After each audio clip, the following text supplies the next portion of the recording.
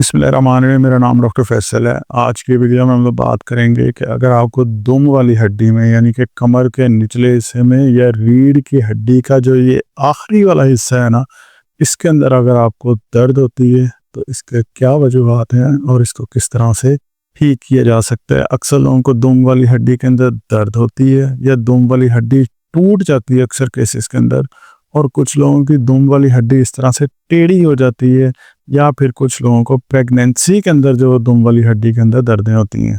तो आज हर एंगल से मैं ये चीज़ डिस्कस करूंगा, आपको बताऊंगा कि ये दुम वाली हड्डी के जो मसाइल हैं इनको बेसिकली क्या वजूहात हैं और इनको किस तरह से आप ठीक कर सकते हैं। कौन सी वर्जिशें हैं जो कि आपको घर में करनी चाहिए, कौन से ऐसे तरीक़ेकार हैं, क्या चीज़ इस पर लगानी चाहिए, कौन से ऐसे खाने हैं जो कि खाने चाहिए जिससे आपको दुम वाली हड्डी की जो दर्द है, जो इसका कोई भी प्रॉब्लम है, उसको रिज़ॉल्व करने में आपको हेल्प मिल सकती है। हमारी जो रीढ़ की हड्डी होती है ना, हम इसे एक हड्डी समझते हैं। दरअसल ये एक हड्डी नहीं होती, ये छोटे-छोटे से टुकड़े होते हैं। जो हमारी गर्दन के पास टुकड़े होते हैं ना, उनको कहते हैं हम सर्विकल, इससे नीचे होते हैं थोरैसिक, फिर होते हैं लंबर, यहाँ पे सैक्रम, और आखिरी जो हिस्सा है ना, इसे कहते हैं कॉक्सिक्स। और ये कॉक्सिक्स जो बोन है ना, इनका जो डैमेज होना है, इनकी जो दर्द होती है, इसे हम कॉक्सीडाइनिया या टेल बोन पेन कहते हैं। दोनों एक ही टर्म है, या दुम वाली हड्डी की दर्द कहते हैं। ये तीनों जो है ना वो एक जैसी टर्म्स हैं कि दुम वाली हड्डी की दर्द, टेल बोन पेन, कॉक्सीडाइनिया, ये सारी एक ही कैटेगरी में आती हैं। ठीक है। अच्छा, अब हम सबसे पहले देखते हैं कि क्या वजूहात होती हैं जिसकी वजह से ये दर्द होती है। जो सबसे कॉमन वजह है ना, वो है कि वो लोग जो ज़्यादा देर तक बैठते हैं, जैसे बैंकर्स हैं, जैसे टेलर्स हैं, दर्जी हैं, या जैसे इस तरह की जो भी जॉब है ना जिसमें आपने चौकड़ी मार के या कुर्सी के ऊपर ज़्यादा देर के लिए आपने बैठना है, तो दुम वाली हड्डी पे अगर कंटिन्यूसली प्रेशर आता रहे, दुम वाली हड्डी जो है वो आने वाले टाइम में जैसे जैसे उम्र ज़्यादा होती जाए ये दर्द करना शुरू हो जाती है। और ख़ास तौर पे अगर आप सख्त जगह को बैठते हैं तो। दूसरा, अगर कोई बंदा गिर जाए, हमारे ना आम रूटीन में आपने एक मजाक देखा होगा सबको कि जब हम बैठने लगते हैं तो पीछे से कोई कुर्सी खींच लेता है, कि ये जी बहुत ज़्यादा फ़नी चीज़ है। हालांकि ये फ़नी नहीं, बहुत ज़्यादा डेंजरस है, और ये इतनी डेंजरस है कि ये दुम वाली हड्डी को तोड़ सकती है, उसके फ्रैक्चर कर सकती है। और इसके अलावा कुछ ऐसे केसेस होते हैं, मेरे क्लिनिक पे एक दफ़ा ऐसा केस भी आया था कि एक फीमेल पेशेंट थी, उन्होंने मुझे बताया था कि मैं आम रूटीन में अपने काम करके मुझे नहीं पता था कि मैंने सोफ़े के ऊपर से वो जो गद्दियाँ पड़ी हुई होती हैं ना, जो फ़ोम पड़ी होती है, वो मैंने उठाई हुई है, और मुझे लगा था कि वहाँ पे गद्दियाँ पड़ी हैं। मैं ऐसी कॉल आई और वो कान को मोबाइल लगाया और मैं उस पर बैठ गई। यानी कि आप जैसे ही बैठे, आपको इंटेंशन तो ये थी कि नीचे फ़ोम होगी, लेकिन वो यकदम से उसके ऊपर बैठी हैं, तो जिसकी वजह से उनकी जो टेल बोन पेन थी वो टेढ़ी हो गई थी, जिसकी वजह से उनको बहुत ज़्यादा दर्दें होती थी। सो ये वजह भी हो सकती है। सो गिरने की वजह से हो सकता है, अनइंटेंशनली किसी हार्ड सरफेस के ऊपर लगने की वजह से। इसे हम कहते हैं ब्रूज, टेल बोन ब्रूज मतलब होता है चोट लगना या कोई चीज़ ज़ोर से लगना। ठीक है।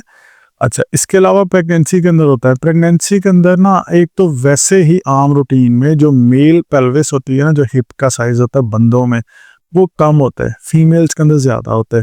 फीमेल्स में और फीमेल्स में टेल बोन पेन भी ज़्यादा होती है, और उसकी वजह ये होती है कि जब पेल्विस का साइज़ ज़्यादा होता है ना, तो मसल्स जो हैं वो थोड़े से ऊंचे हो जाते हैं, और जो हिप के मसल्स हैं वो थोड़े से ऊंचे हो जाते हैं। जो टेल बोन है ना, जो दुम वाली हड्डी है, वो नीचे की तरफ आ जाती है, वो ज़्यादा नीचे लगती है। और प्रेगनेंसी के दिनों के अंदर वो हिप का साइज़ और ज़्यादा इंक्रीज होता है, हिप के मसल्स और ज़्यादा वाइड हो जाते हैं, जिसकी वजह से टेल जो है डायरेक्टली जो ज़मीन के साथ लगना शुरू हो जाती है। So after pregnancy tail bone pen के केसेस ज़्यादा हो जाते हैं। इसके अलावा नॉर्मल जब डिलीवरी होती है उसमें पुश करने की वजह से भी वाइडर पेल्विस होती है, जिसकी वजह से टेल बोन की पेन ज़्यादा कॉमन है इन प्रेगनेंसी और आफ्टर प्रेगनेंसी। इसके अलावा ऐसे लोग जो इस तरह से कुप बना के बैठते हैं, जब आप कुप बना के बैठते हैं ना, तो आपकी टेल बोन के ऊपर, दुम वाली हड्डी के ऊपर प्रेशर आना ही आना है। सो अपना पोस्चर आपने ठीक रखना है, ताकि आपको जो ग्लूटियल मसल है ना, जो हिप वाले मसल है, उनके ऊपर जोर है। इसके अलावा आपके टेल बोन के इर्द गिर्द के अगर पट्टे टाइट हो, अगर पट्टे सख्त हो ना, प्रेशर ही आपका हड्डी के ऊपर आएगा। जिनके पट्टे मजबूत हो ना, उनकी हड्डियों के ऊपर, उनके जोड़ों के ऊपर प्रेशर कम आता है। उनके पट्टे जो वो आपके जिस्म को, आपके वजन को उठा लेते हैं। लेकिन अगर पट्टे कमज़ोर हो ना, तो टेल बोन के ऊपर प्रॉब्लम आती है। अभी तक मैं आपको वो रीजंस और काजेज बता रहा हूँ जिसकी वजह से दुम वाली हड्डी में दर्द होती है। आपने डिसाइड करना है कि अच्छा, इनमें से ये वाला प्रॉब्लम है जिसकी वजह से मुझे हुआ है। फिर लास्ट के ऊपर मैं आपको सारे ट्रीटमेंट और इलाज वगैरह सब कुछ बताऊंगा। सो अब क्या मैंने आपको बताया कि अगर पट्टे टाइट हो जाए, नेक्स्ट है कि अगर आपने लंबी ड्राइव पे चले गए हैं, लाइक आप निकले हैं कराची से लाहौर तक चले गए हैं और बैठे रहे हैं, आपने बीच में कोई स्ट्रेच नहीं किया या आपका पोस्चर सही नहीं रहा है, तो टेल बोन की पेन आ सकती है। और मेरे पास जो क्लिनिक पे केस आया था कि मुल्तान से काफ़ी दूर गए थे पूल के ऊपर नहाने के लिए और गए बाइक के ऊपर थे। बाइक पे ज़्यादा देर बैठने की वजह से टेल बोन के अंदर पेन आ गई थी और वो बहुत लंबा सफ़र एक ही पोस्चर के अंदर किया था। तो ये तो मैंने अभी थोड़ा सा बताया, थोड़ा सफ़र बताया, लेकिन कुछ लोगों को ये लंबे सफ़र की वजह से भी टेल बोन हो सकती है अगर आपका पोस्चर सही नहीं है, बीच में ब्रेक नहीं करते हैं तो। इसके अलावा जिन लोगों का वज़न ज़्यादा हो, उनमें टेल बोन के ऊपर प्रेशर आने की वजह से टेल बोन की दर्द हो सकती है दुम वाली हड्डी के अंदर। अच्छा, जिन लोगों का ना वज़न बहुत ज़्यादा कम हो, बहुत ज़्यादा लीन हो, पतले हो, उनमें मसल बल्क तो होता नहीं है, पट्ठे जो वो बहुत ज़्यादा बल्क नहीं है, तो जब वो बैठते हैं ना तो वो अपने पट्ठों के ऊपर बैठने के बजाय या अपनी हिप्स के ऊपर बैठने के बजाय उनकी जो बीच की टेल बोन है ना वो उसके ऊपर प्रेशर आना शुरू हो जाता है। सो जो बहुत ज़्यादा लीन होते हैं उनमें भी टेल बोन की पेन आ सकती है। इसके अलावा अब ये जो हड्डी आपको नज़र आ रही है ना, ये वाली जो हड्डी नज़र आ रही है, ये तो है हमारी टेल बोन, ठीक है, दुम वाली हड्डी। ये जो साइड पे आपको नज़र आ रहा है ना, ये है कि अगर कोई इन्फेक्शन हो जाए या कोई और प्रॉब्लम हो जाए, तो भी हमें हमारे टेल बोन के अंदर दर्दें फ़ील होती हैं। सो ज़रूरी नहीं है कि हर चीज़ जो हम अपनी अपनी टेल बोन या इस हड्डी के ऊपर डाल दें कि इसी हड्डी की वजह से दर्द हो रहा है। तो आपने देखना है कि इर्द-गिर्द कोई और प्रॉब्लम तो नहीं है। एक तो ये इन्फेक्शन का इश्यू हो गया, इसके अलावा कुछ लोगों के ना मेल अलाइनमेंट होती है। अब ये गौर करें, टेल बोन पेन तो है, सॉरी, टेल बोन तो है हमारी यहाँ पे, ये टेल बोन है ना, ये वाली। अब प्रॉब्लम ये, अब यहाँ पे अगर ये वाली साइड तो है जी ठीक, बिल्कुल सही है, यहाँ पे ये बिल्कुल ठीक है, लेकिन जैसे हम अपनी रीढ़ की हड्डी के ऊपर वाले हिस्सों पे चलते हैं ना, L1, L2, L3, L4, L5, अगर आप ये देखें L1 से लेके L4 तक तो बिल्कुल सीधा है। यहाँ पे ये आपको नजर आ रहा है ना, मैं थोड़ा सा इसका साइज बड़ा कर लेता हूँ। ये देखें, ये वाला जो एरिया है ना, ये तो यूं आ रहा है यहाँ पे, लेकिन ये जो L5 है ना, ये यहाँ से आके थोड़ा सा पीछे को खिसक गया है। स्पॉन्डिलोलिस्थीसिस, स्पॉन्डिलोसिस, इस तरह के केसेस के अंदर ज़्यादातर होता है कि आपकी रीढ़ की हड्डी के मोहरे जो आगे पीछे हो जाते हैं, यानी कि मेल अलाइनमेंट हो जाती है। इस तरह के केसेस के अंदर ज़्यादातर कड़ाके निकाले जाते हैं या कायरोप्रैक्टर के पास जाना पड़ता है। फिजियोथेरेपिस्ट भी आपको ये वाली मैनिपुलेशंस कर सकते हैं और आपकी रीढ़ की हड्डी को सीधा कर सकते हैं। अच्छा, अब जिन लोगों को ये होता है ना, मेल अलाइनमेंट होती है, उनको पेन उनकी टेल बोन में हो रहा होता है। हम समझ रहे होते हैं कि हमारी टेल बोन के ऊपर हमें चोट लग गई है या कोई प्रॉब्लम हो गई। आपने ये दिखाना है, इसका चेकअप कराना है, कि अपना डायग्नोसिस कराना है, अपने एक्सरे वगैरह जो है ना वो शेयर करके आप अगर मुल्तान से तो आप मेरे क्लिनिक पे आ सकते हैं, मुल्तान के नज़दीक शहर से तो भी आ जाएं। अगर दूर से हैं तो फिर आप अपने नज़दीकी किसी थेरेपी सेंटर चले जाएं या फिर मुझसे व्हाट्सएप पर रब्ता करने, अपने एक्सरे वगैरह शेयर करेंगे तो मैं उसके अकॉर्डिंग आपको गाइड कर दूंगा। सो अगर ये मेल अलाइनमेंट हो जाए तो भी हमारी टेल बोन के अंदर पेन आती है। आप देख रहे हैं ना, आप अगर इन्फेक्शन हो जाए तो भी पेन आ सकती है, अगर मेल अलाइनमेंट हो जाए ऊपर वाले मोहरों के अंदर फिर भी आ सकती है। इसके अलावा ऐसे लोग जिनको कॉन्स्टिपेशन के हमेशा मसाइल रहते हैं, उनको कभी ना कभी टेल बोन के अंदर पेन होती है। वो जोर लगाने की वजह से, मसल्स की वजह से, मसल टाइटनेस की वजह से आपको टेल बोन और दुमची वाली हड्डी के अंदर दर्दें आ सकती हैं। सो कॉन्स्टिपेशन लॉन्ग टर्म के लिए नहीं रखनी है। अगर कॉन्स्टिपेशन हो जाए तो उसका ट्रीटमेंट टाइमली आपने करवाना है। इसके अलावा ऐसे लोग जो कि अनइवन सरफेस के ऊपर बैठते हैं, सख्त जगह के ऊपर बैठते हैं, तो उनकी टेल बोन के ऊपर पेन आ सकती है। ये देख रहे हैं ना आप, यहाँ पे मैंने अभी शुरू में आपको बताया कि अगर आपके हिप के मसल, आपके जो कूल्हे वाली हड्डी के जो हड्डी के पास जो मसल्स हैं, पट्टे हैं, वो अगर कमज़ोर हो गए ना तो ये टेल बोन डायरेक्टली नीचे लगने लग जाएगी। जब ये नीचे लगेगी ना तो फिर काम खराब हो जाएगा। ठीक है, सो आप अगर इन अनइवन सरफेस के ऊपर बैठते हैं, जगह सीधी नहीं है, और इसके अलावा या फिर सख्त जगह पर बैठते हैं, मार्बल के ऊपर बैठते हैं, चौकड़ियाँ मार के बैठते हैं, तो आपको ये दर्द आ सकती है।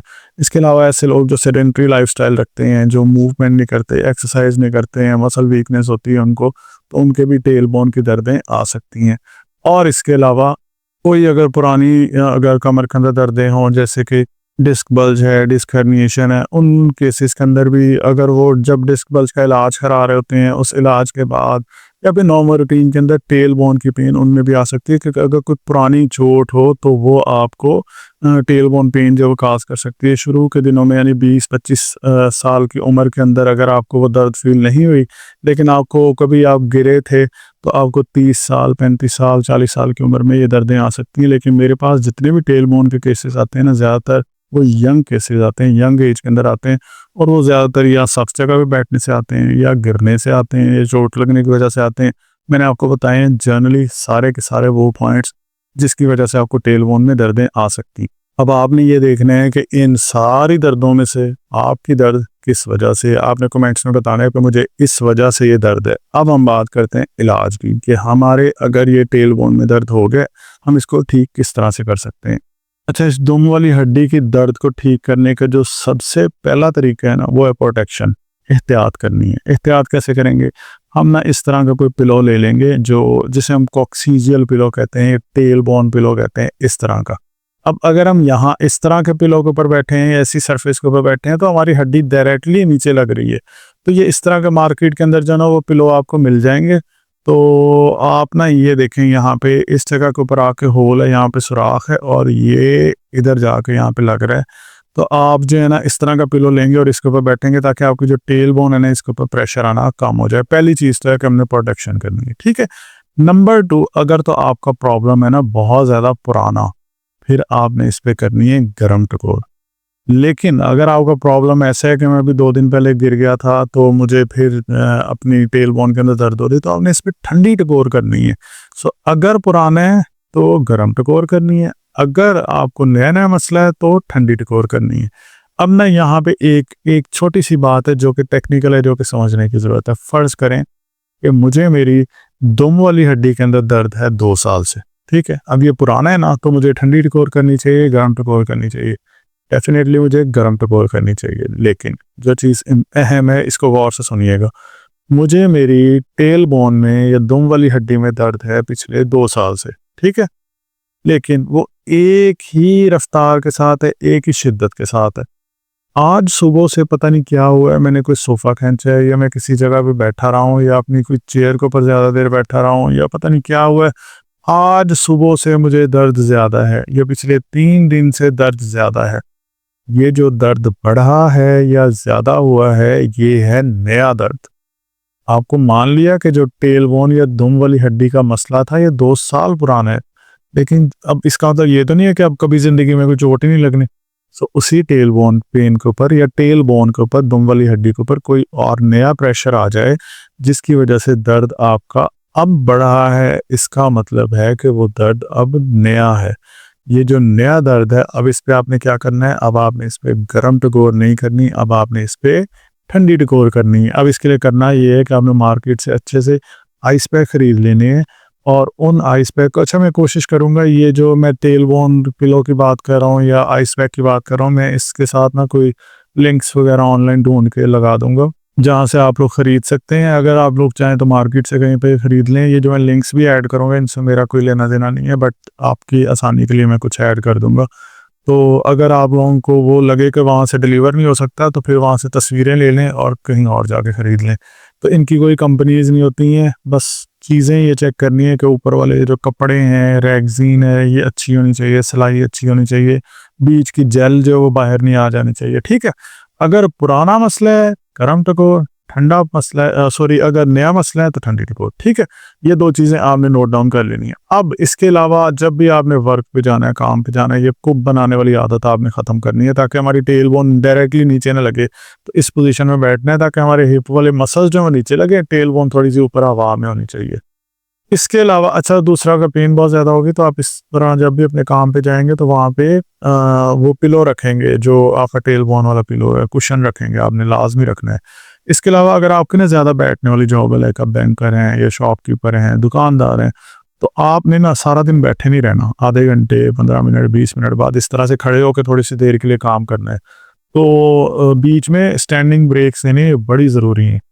इसके अलावा आपके नियर बाई अगर कोई थेरेपी सेंटर है, वहाँ पे विजिट करें। एक अल्ट्रासाउंड थेरेपी होती है जो कि आपको अपनी टेल बोन के ऊपर करानी चाहिए, और इसके अलावा डिफरेंट मशीन्स होती हैं जिनकी मदद से आप अपनी टेल बोन को बिल्कुल ठीक कर सकते हैं। मुल्तान से, मुल्तान के नज़दीक इस शहर से हैं तो आप फिर क्लिनिक पे विजिट कर लें, हमारे क्लिनिक पे विजिट कर लें। अगर दूर से हैं तो फिर आप वहाँ पे नज़दीक किसी भी थेरेपी सेंटर पे लाजमी जाएं। लोग जाते ही नहीं है, लोगों को बस लोगों को अवेयरनेस नहीं है कि टेल बोन पेन के अंदर थेरेपी का कितना इफेक्ट है। हम लोगों को बस ये पता है कि हमने पेन किलर दवाइयाँ खानी है, और मैं भी बताता हूँ आप लोगों को कि कैसे पेन किलर दवाइयाँ जो है उल्टा नुकसान भी देती हैं।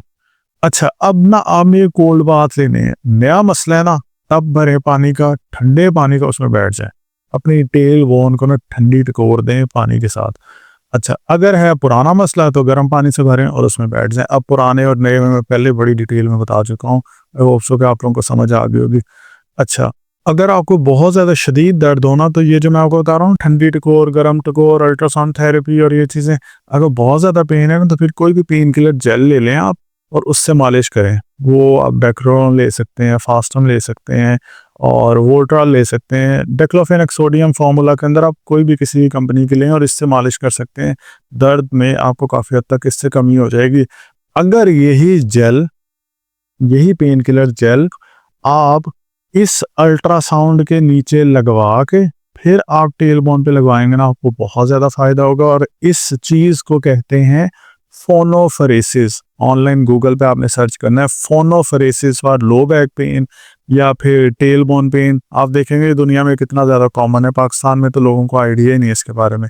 अच्छा, ऐसे लोग जिनको टेल बोन पेन हो ना, तो उन्होंने कोशिश करनी है कि कॉन्स्टिपेशन नहीं होने देनी है। आपके लिए कॉन्स्टिपेशन बहुत डेंजरस हो जाएगी, कॉम्प्लिकेट कर देगी चीज़ों को। ठीक है? और कोशिश करना है कि जब भी आपने लेटना है, आपने करवट में लेटना है। हम ज़्यादा चीज़ें किस पे फ़ोकस करें? प्रोटेक्शन पे, केमिकल के बगैर दर्द को ठीक करने के, यानी इस तरह की चीज़ों की तरफ लेके जा रहे हैं जिससे नुकसान कम से कम हो। सो आपने करवट में लेटना है। जब भी आप करवट में लेटेंगे, आपको दोनों घुटनों के बीच में पिलो होना चाहिए, हाथ के नीचे इस तरह से पिलो होना चाहिए ताकि आपको प्रॉपरली कर्व बने। जो रीढ़ की हड्डी है ना, वो प्रॉपरली कर्व के फॉर्मेट के अंदर हो और उसके ऊपर किसी भी किस्म का प्रेशर नहीं आना चाहिए। रीढ़ की हड्डी यूँ सीधी नहीं होती, रीढ़ की हड्डी कर्व होती है। मैंने शुरू में आपको दिखा चुका हूँ, जो सर्विकल, थोरैसिक, लंबर और कॉक्सीजियस। तो वो रीढ़ की हड्डी, अगर आप दोबारा वीडियो में पीछे जाकर देखेंगे ना, तो वो रीढ़ की हड्डी कर्व्ड होती है, सीधी नहीं होती। तो आपने जब भी लेटना है, करवट में लेटना है और इस पोजीशन में आपने पिलोस लाजमी रखने हैं। इसके अलावा अपने वज़न के ऊपर काम करें। अगर आपका वज़न बहुत ज़्यादा है तो डाइटिंग करें और वज़न को कम करें। वज़न ज़्यादा, टेल बोन पेन कभी भी ठीक नहीं होगी। लोगों के 5-5, 6-6, 10-10 साल गुजर जाते हैं और टेल बोन पेन ही नहीं ठीक हो रही होती। और उसकी वजह ये होती है कि जो आपका मेन जो जड़ है ना, उसको ठीक नहीं कर रहे होते हैं और दवाई खा लेते हैं, पेन किल हो गई है, पेन दर्द ख़त्म हो गई है, फिर बैठे हैं, फिर प्रेशर आ गया। क्यों? क्योंकि वज़न बहुत ज़्यादा है, ऊपर से वज़न बहुत ज़्यादा पड़ता है, या फिर मसल वीकनेस है जिसकी वजह से टेल बोन पे प्रेशर आ रहा है।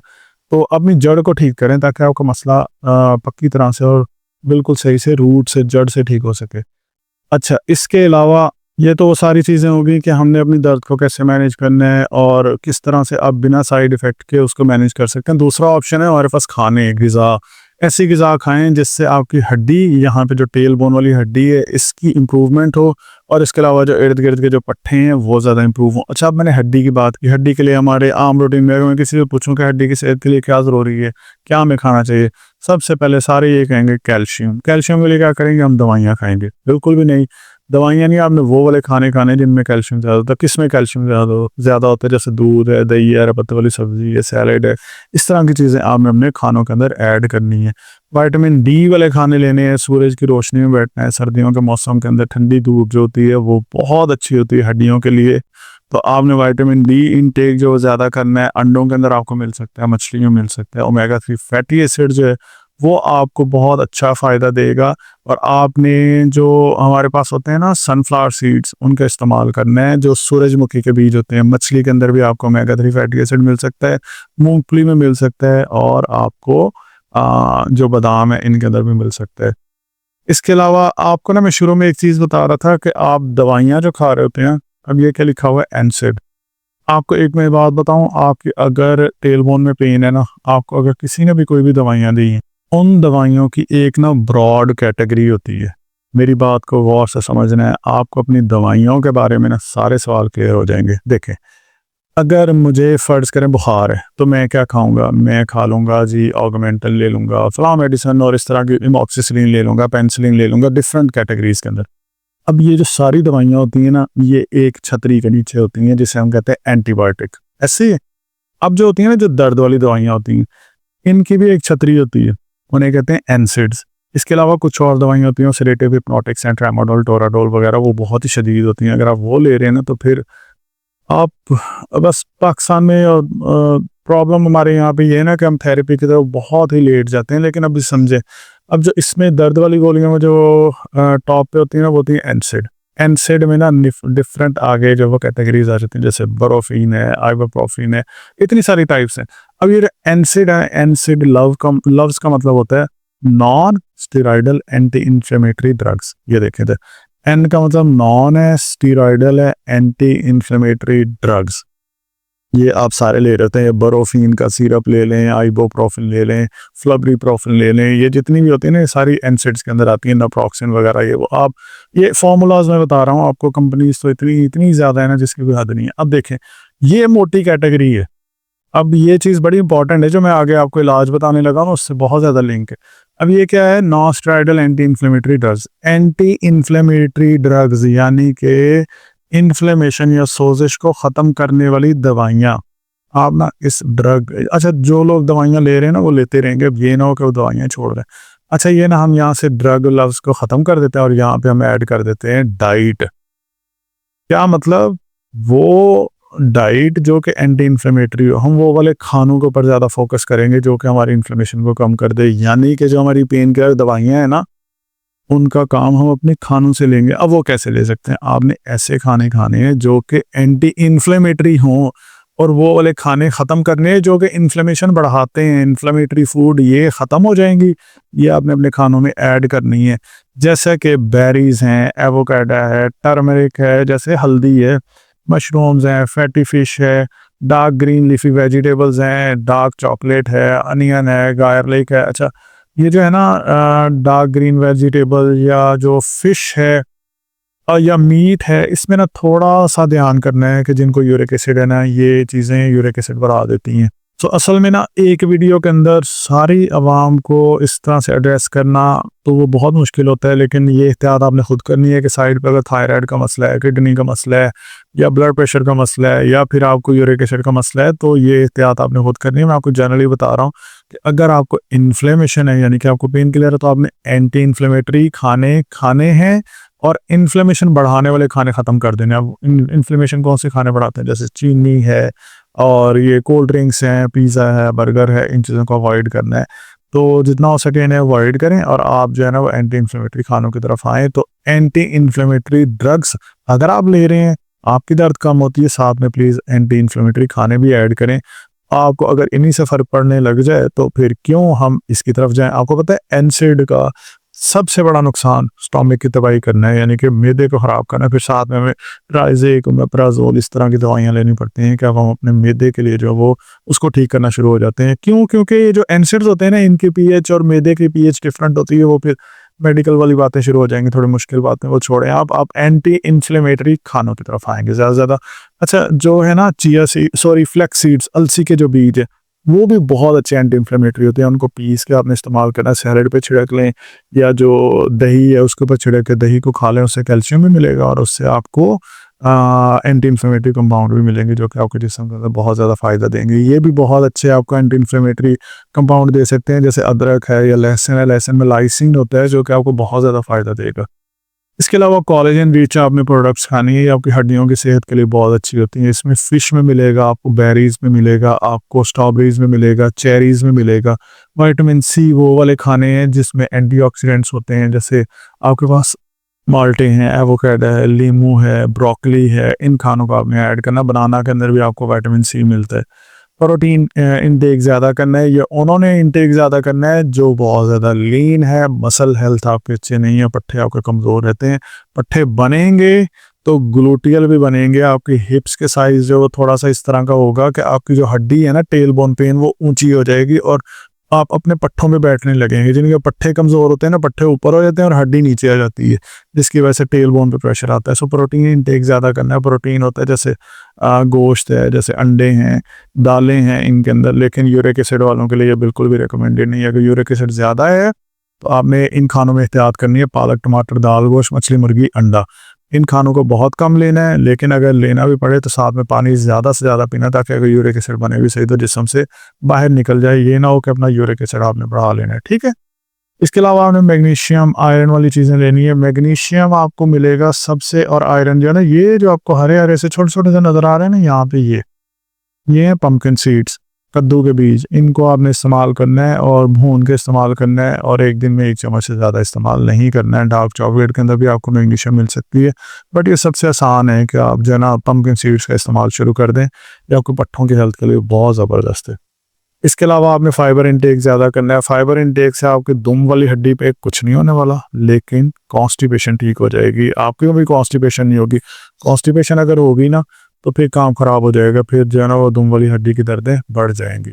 और हमारे खानों के अंदर जो लास्ट के ऊपर इंपॉर्टेंट चीज़ है वो पानी का इंटेक है। पानी की कमी नहीं होने देनी है। पानी की कमी होगी, हड्डियों, जोड़ों, पट्ठों सबके मसाइल शुरू हो जाएंगे। सो ये हो गया खानों की बात। पहले हमने बात की एहतियात की, कौन सा अपने पॉस्चर जो वो किस तरह का कुशन्स रखने हैं, पॉस्चर कैसा होगा, ठंडी टकोर गर्म टकोर की बात की, फिर हमने खानों की बात की। अब हम बात करते हैं वो कौन सी वर्जिशें हैं, कौन से तरीके हैं कि जिससे हम अपनी अगर हमारी जो टेल बोन पेन है, टूट गई है, टेढ़ी हो गई है, दर्दें कर रही है, तो हम क्या ऐसी मूवमेंट करें कि हम उसे ठीक कर सकते हैं। ये हमारी वीडियो का सबसे अहम सेक्शन है, तो इससे आपको बहुत ज़्यादा फ़ायदा होगा। अच्छा, मैंने शुरू में बताया था कि जो दुम वाली हड्डी है, इसमें आप बैठने लगे हैं, आपको कोई ब्रूज आ गया, कोई चोट लग गई, दुम वाली हड्डी टेढ़ी होगी, तो आपको ये दर्दें आ सकती हैं। एक ना मोबिलाइजेशन होती है इस हड्डी को सीधा करने के लिए, वो मोबिलाइजेशन होती है ये इस पोजीशन में। ये देखें, अगर ये टेल बोन दुम वाली हड्डी यहाँ से टेढ़ी हो गई है, तो हमारे जो पीछे फीसिस वाला होल है उसमें से फिंगर इंसर्ट करके और ऊपर से करके, और इसके बाद ये वही लोग कर सकते हैं जिनको पैल्पेशन बहुत अच्छी आती है, जिन्हें पता हो कि हड्डी कहाँ पे है। तो आप इसको पकड़ के इसको एक जगह के ऊपर बिल्कुल सीधा करके, उसके बाद जो इर्द गिर्द वाले पट्टे हैं ना, उनकी स्ट्रेंथनिंग के ऊपर काम शुरू कर दें कि उनको पट्टों की मजबूती की तरफ चले जाए। अच्छा, अक्सर लोग ना ये ट्रीटमेंट करवा के, ये मोबिलाइजेशन करवा के, उसके बाद ना बस ये अब हम ठीक हो गए हैं। और मोस्टली डॉक्टर्स भी जो ये करते हैं ना, वो आगे रिकमेंड नहीं करते कि अपने पेशेंट को आप थेरेपी के लिए रेफर लाजमी करें, ताकि उनके मसल स्ट्रेंथनिंग के ऊपर काम हो सके। जितने ये साइडों वाले पट्टे मजबूत होंगे ना, जब वो बैठेंगे तो उनकी इस हड्डी पे प्रेशर नहीं आएगा, उनके पट्टे ही वजन उठा लेंगे। सो अगर इसमें पेल्विक फ्लोर ट्रेनिंग बहुत ज़्यादा इंपॉर्टेंट है, यानी जो हमारे पेशाब वाले हिस्से हैं ना, इसके इर्द गिर्द के जितने भी पट्टे हैं वो बहुत ज़्यादा अहम होते हैं, उनकी स्ट्रेंथनिंग। अच्छा, वो जितने मजबूत होंगे ये हड्डी दोबारा वापस टेढ़ी नहीं होगी। सो इस हड्डी को आपने अगर ये तो एक्सरे से पता चलेगा कि अब ये किस डायरेक्शन में ख़राब है, तो फिर किस डायरेक्शन में इसकी मोबिलाइजेशन करनी होगी। सो एक तो ये तरीका है कि इसको मोबिलाइज कराया जा सकता है। अपने नियर बाई किसी भी थेरेपी सेंटर पर चले जाएँ, ऑर्थोपेडिक के पास चले जाएं, जिन्होंने ये पहले किया हो, तो आप उनसे ये करवा सकते हैं। नेक्स्ट है कि आपने कैट एंड काउ एक्सरसाइज करनी है। इस पोजीशन में ना आपने 1 या 2 मिनट के लिए एक्सरसाइज करनी है। ये आपके ना टेल बोन की जो हड्डी है, अगर टेढ़ी हुई हुई है ना, इसको सीधा करने में बहुत ज़्यादा हेल्पफुल होगी। ठीक है। अच्छा, ये जो चीज़ इंपॉर्टेंट है ना समझने वाली, ये देखें, अब अगर हम इसको थोड़ा सा जूम करें और ये देखें, हमारी जो हड्डी है ना यहाँ पे, ये जो टेल बोन वाली हड्डी है, इसको गौर से देखें। ये एक हड्डी नहीं है, ये एक टुकड़ा यहाँ है, एक टुकड़ा यहाँ है, एक टुकड़ा यहाँ है, एक टुकड़ा यहाँ है। अब जब हम ये जो कैट एंड काउ एक्सरसाइज करते हैं ना, तो ये जो टुकड़े हैं ना, अगर इनकी डायरेक्शन इधर उधर हो ना, तो ये अपनी जगह पे सेट हो सकती हैं।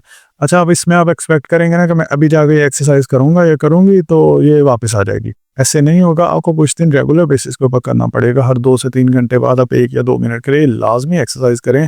जब हम नीचे को लेके आए तो होल्ड करेंगे, थोड़ा सा तेज एनिमेशन है, तो इसको जब नीचे लेके आए तो होल्ड करें, वापस लेके जाएं तो भी होल्ड करें। फिर 5 सेकंड 6 सेकंड का होल्ड लाजमी करना है। इसके बाद नेक्स्ट एक्सरसाइज है, इस एक्सरसाइज को कहते हैं चाइल्ड पोज। आपने ना, अगर मैं इसमें दिखाता हूँ आपको, ये देखें, ये पोजीशन बनानी है।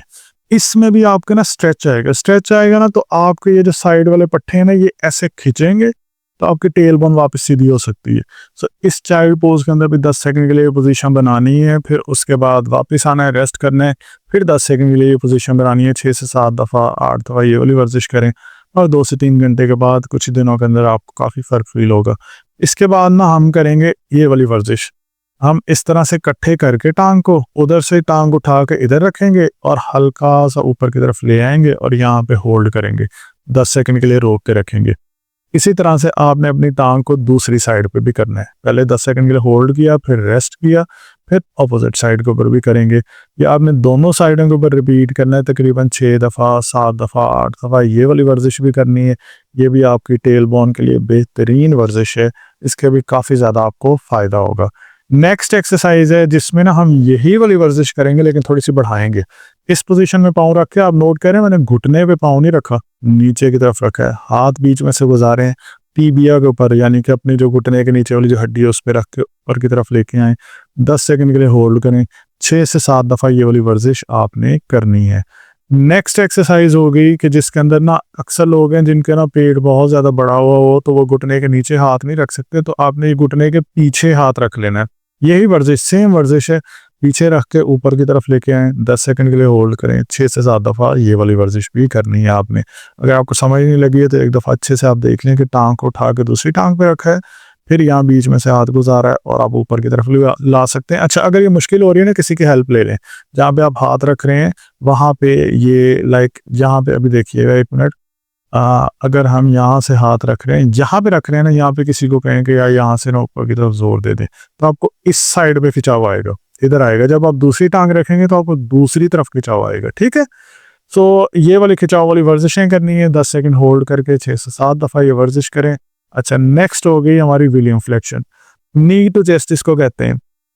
उल्टा इस तरह सीधा लेट के ना अपनी टांगों को मोड़ के छाती की तरफ लेके आए, 10 सेकंड के लिए होल्ड करें, 6 से 7 दफ़ा ये वाली वर्जिश भी करें हर 2 से 3 घंटे के बाद। ये जितनी मैं वर्जिशें बता रहा हूँ ना, आप इकट्ठी एक ही दफ़ा में करें। जब भी आप करने लगें ग्रेजुअली एक एक करके सारी की सारी ये वर्जिशें करें, आपको टेल बोन का वाज़ेह फ़र्क जो फील होगा। इसके बाद एक और एक्सरसाइज है कि दोनों घुटनों के बीच में आपने बॉल रखनी है और उसको ज़ोर से अंदर की तरफ दबाना है। अगर घर में बॉल ना हो ना तो तकिया भी रख सकते हैं, तो आपने अंदर की तरफ दबाना है। ये जब आप दबा रहे होंगे ना तो आपको टेल बोन के इर्द गिर्द के जो पट्टे हैं ना उनमें हल्का सा खिंचाव फील होगा। ये भी आपकी टेल बोन की दुमची वाली जो हड्डी है इसके दर्द को कम करने में बहुत ज़्यादा हेल्पफुल है। 6 से 7 दफ़ा ये वर्जिश कर सकते हैं आप।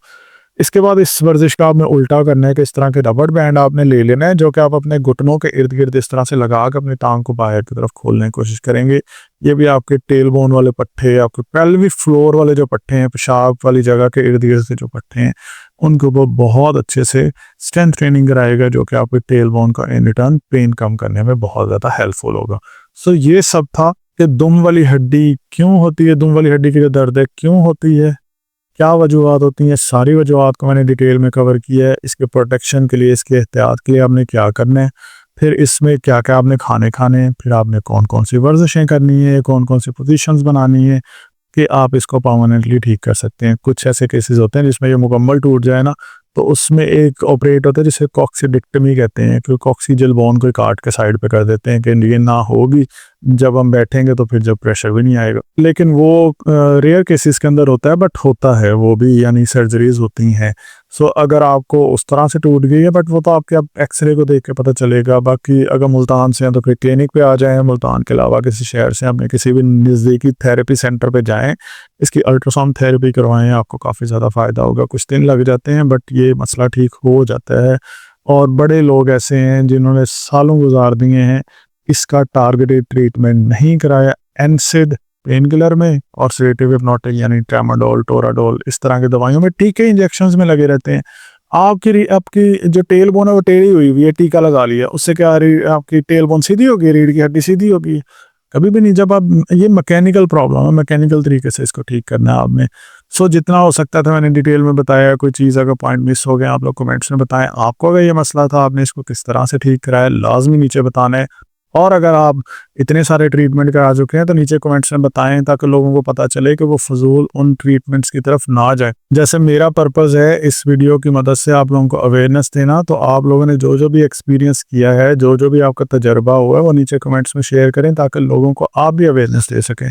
बाकी अगर कोई सवाल है तो आप पूछ सकते हैं। चैनल पे नए, चैनल को सब्सक्राइब कर लें। Thank you so much for watching this video.